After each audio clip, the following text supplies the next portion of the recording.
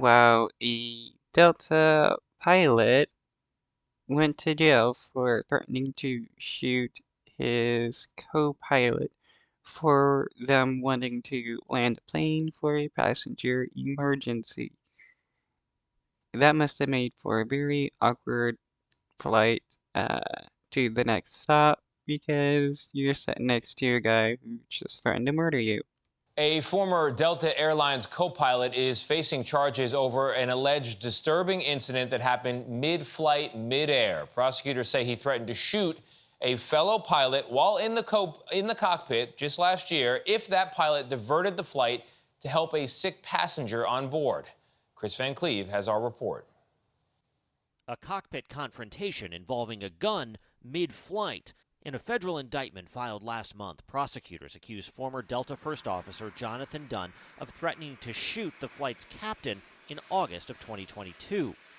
The Department of Transportation's Inspector General's office says Dunn allegedly had a disagreement with the captain who wanted to divert the flight due to a passenger medical event. Dunn allegedly told the captain they would be shot multiple times if the flight diverted. According to court documents obtained by CBS News, a Utah grand jury indicted Dunn 2 weeks ago on one count of interference with a flight crew. CBS News has reached out to Dunn for comment.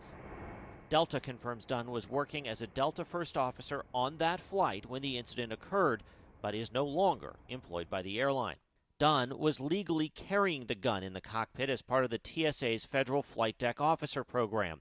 Pilots go through 60 hours of training, allowing them to be armed when working on a domestic flight. News of this situation.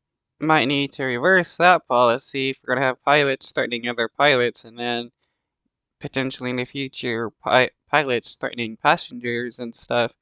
You wouldn't want to, pilot to kill another pilot and crash the plane.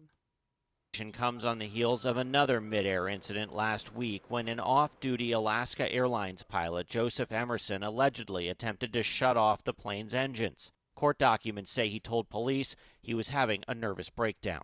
These two isolated issues, obviously both very concerning to the traveling public. Ross Feinstein, a former TSA press secretary, says these incidents will renew calls for getting pilots the resources they need. Moving forward, there'll be some questions about mental health for pilots in terms of those issues that may occur in the cockpit. Dunn is set to be arraigned later this month. For CBS